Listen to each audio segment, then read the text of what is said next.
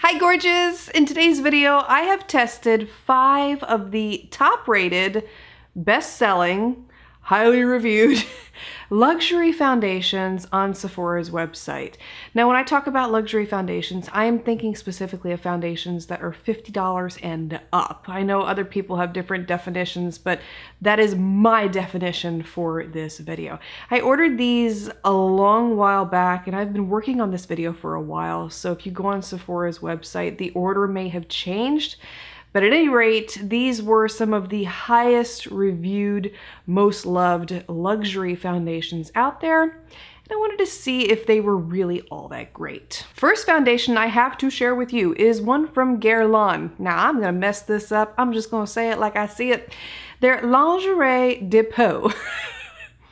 It's a yellow-based foundation. I didn't feel like it was a flattering color for my skin tone right off the bat. I will just tell you that. Had a very runny consistency, but it does contain SPF of 20, which is typical when you have a sunscreen and a foundation. The consistency is a little runnier than usual. It does apply nicely. It gives you lighter coverage on the skin, and it does have a faint hint of a smell, but it's not overpowering. This one did not dry down to a matte finish, and it felt sticky on my face all day, so I didn't really care for that characteristic of this foundation so much. Humidity was very high on the day that I tested this. I want to say we were in the 90s at least here.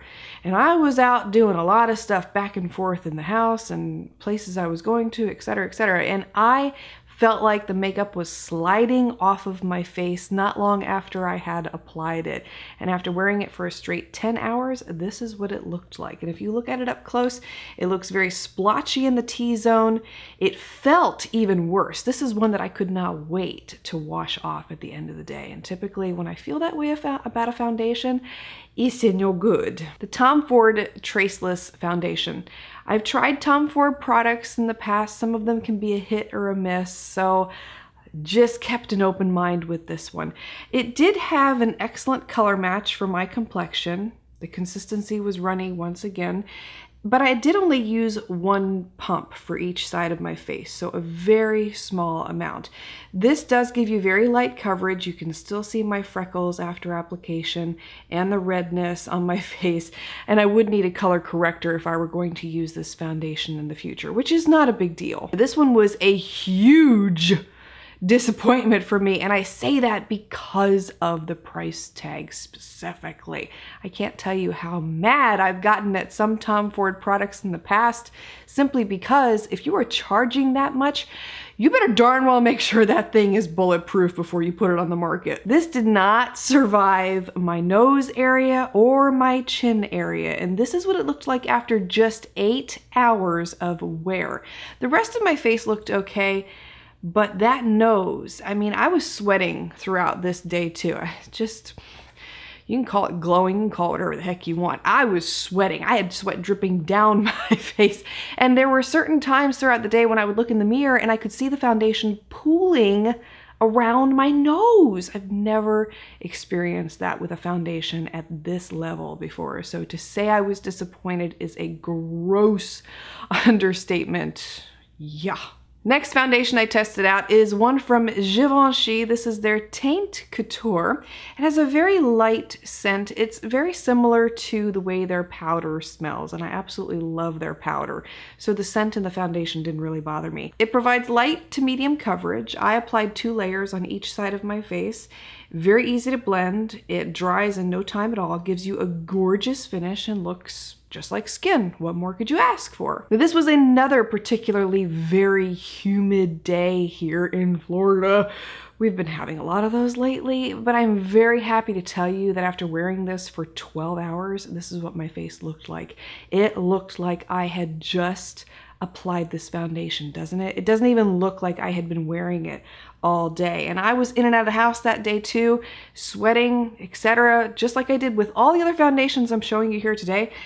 I can't even tell you how happy I am with this one. It's wonderful, great formula, Great lasting power. The next top-rated luxury foundation that I tested out is one from Dior, and this is the Air Flash Spray Foundation. This one touts to have a 12-hour wear time, and it is water resistant according to the brand. In this example here, I'm showing you how it sprays, but I didn't want to waste it, so I figured I might as well just put it on my face and blend it in. This can be sprayed directly on the face, or you can spray it on a brush and then apply it to the face. So I applied it with a brush, and I used the LA Girl 108 brush here. It blended in beautifully. Matte finish for the most part, very light feeling on the skin, and I was extremely pleased with the final application with this one. Now, as far as how it wore, extremely well. This is what my face looked like after 12 hours. It did not break down, no shine, stands up to its 12-hour claim. Thoroughly impressed. And if you're wondering about it being waterproof, yeah, it is waterproof, and I'm showing you here by spraying my face with a spray bottle, but I did wear this one in the pool recently too, and it does not move. So Dior, if I had 4 thumbs, I would give them to you because this is great stuff, and you did an excellent job making it. This is exactly what we expect, especially at this price point. And the final luxury foundation that I tested out for you is one from the YSL brand, and this is their All Hours foundation. This contains an SPF of 20. It touts up to a 24-hour wear. Now keep that in mind. And it does give you matte full coverage. Flawless, beautiful finish, easy to apply, and looks great in the final application. If you caught the video I did recently where I jumped in the pool and I tested a bunch of drugstore makeup for its waterproof effectiveness, the intro that I filmed that day for that video was the day that I was wearing this YSL foundation, and I have to tell you, it was sweltering outside, and there was a lawnmower on the golf course that was going back and forth behind me, so I had to dodge around it and refilm and reshoot. So I was out there for about 30 minutes trying to get this intro filmed. It was hilarious. And while I'm sitting there, I had sweat just dripping from every pore in my body, it felt like, and my face was so drenched by the time I got done filming that intro. So I lost a lot of foundation, unfortunately, around the nose and the chin, and this was all in a matter of 30 minutes. So this is not one that would hold up well to heat and humidity, and they do make that 24-hour claim, but even after 12 hours, it did not look good on my face. This is not one that I would use in the future, so sadly I cannot recommend it to you. Out of the 5 luxury foundations I tested for you here today, my top 2 favorites are the Giovanni Teint Couture and the Dior Air Flash. But I have to tell you, even when I compared those two, ounce versus price tag, you get a lot more product with the Dior Air Flash, and you're not using a lot in application either. Whereas Givenchy, price per ounce, really expensive. And just knowing that right there, I would stick with the Dior Air Flash. And while I love them both equally, you're saving money and you're still getting a really excellent product with the Dior one. I know, it's all still expensive, but if you're looking for a luxury foundation to try, that would be my recommendation to you. I hope you found this helpful today. Let me know if you have tried any luxury foundations that have made you swoon.